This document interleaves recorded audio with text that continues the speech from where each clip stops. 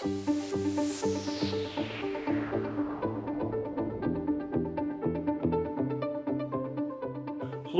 and welcome to the RF Test Bench. My name is Bob Murrell, and I'm an application engineer for the Holsworth brand.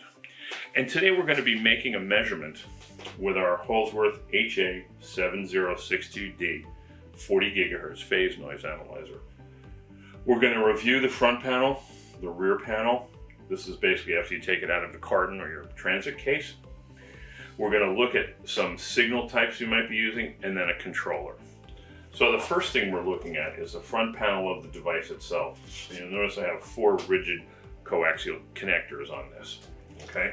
The purpose of these is to connect the internal synthesizer with the detector and the device under test signal. And there are 2 independent channels so we can perform cross correlation.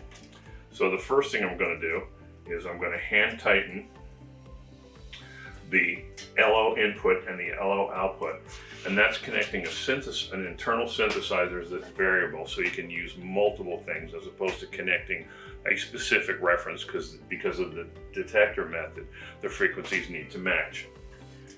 So I'm also going to connect now my DUT splitter one side. Now I have 2 signals going into the double balance mixer.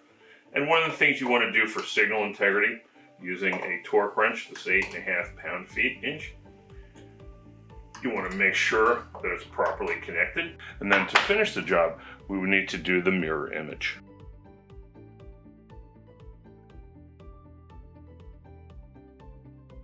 Now what we're going to do is going to look at the rear panel of the device. And what you're going to need to make this measurement is a type AB or printer type USB cable, and we can insert that in there. You could also be using for communication to the controller RJ45 standard Ethernet cable. So there's an Ethernet connection possibility, and also GPIB depending upon what you're doing.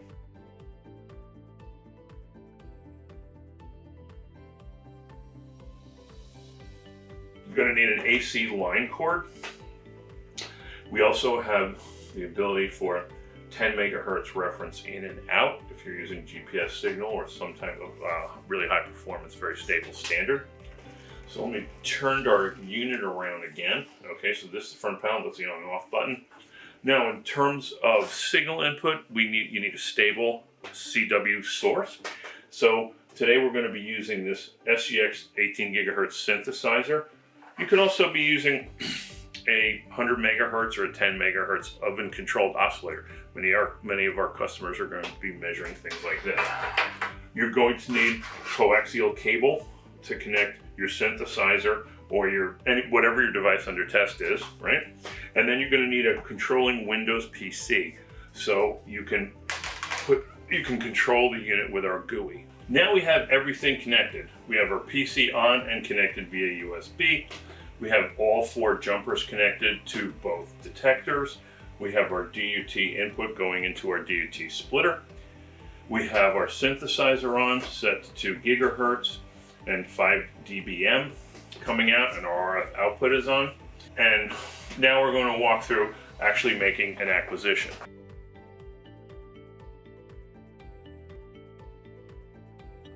Okay, now we're going to have to download the control software for our phase noise analyzer. So to do that, we're going to go to the main Holsworth page.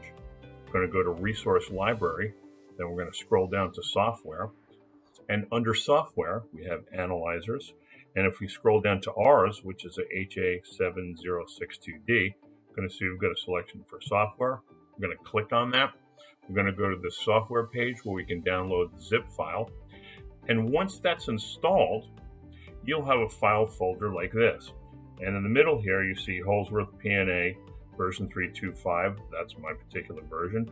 That is our API that we're going to be using today. So if we double click on that, here is the GUI that we'll produce. So this is the main Holsworth GUI, and we'll review up at the top here. We've got a file pull down that allows you to save and load data, export plots, and generate reports. We have an advanced tool part And under System, we have saving instrument settings and preset settings, things like that. But the main point today is going to be the right side, which is going to give us the ability to make an acquisition, connect to the device, create a measurement, and then check some of the outputs. So the first thing we're going to do is connect to the device. You notice under here we go under Locate Device, and you see that we have our unit with the serial number pop up. And when I click on that, I get a blue highlighted label that says I'm connected. Next, we're going to go to the measurement section, and we see that we have it set to absolute, which is our basic measurement. We're going to be doing cross correlation.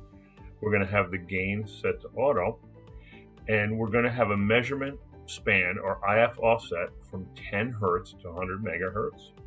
And then we're going to integrate for jitter from 1 kilohertz to 10 megahertz. And today we're going to have a single acquisition. We're going to be using 256 FFT points, and we're going to create 10 correlations. Let's go up here.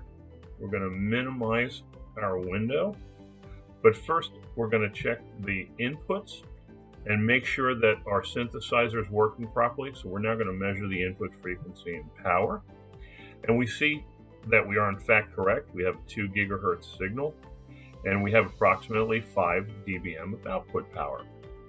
So let's minimize this window so we can see the whole trace, and we're going to press for an acquisition. And in the lower right here, you see it's counting down now, 7, 6, 5. As soon as that's done, the internal processor will supply us a trace.